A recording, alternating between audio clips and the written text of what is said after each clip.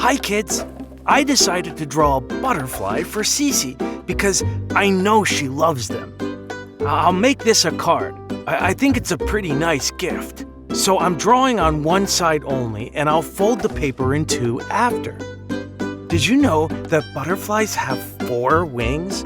2 wings near the head called the forewings, and 2 wings in the back called hind wings. So we need to draw all 4 wings on our butterfly. Okay, first we'll start with the big wings. A big swooping left wing, and we'll do the same thing with the right side.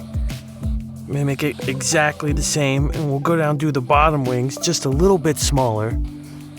Okay, now we gotta draw the body, just like that.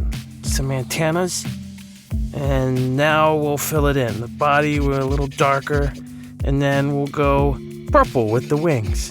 Yeah, that looks good. It's got my paw of approval. Now, let's fold the paper in two so that the drawing is at the front. Because it's for Cici, I'm writing to Cici on the inside. Here we go, a beautiful card with a butterfly. I'm gonna put it in the envelope and I'll give it to her on Valentine's Day. Later, alligator.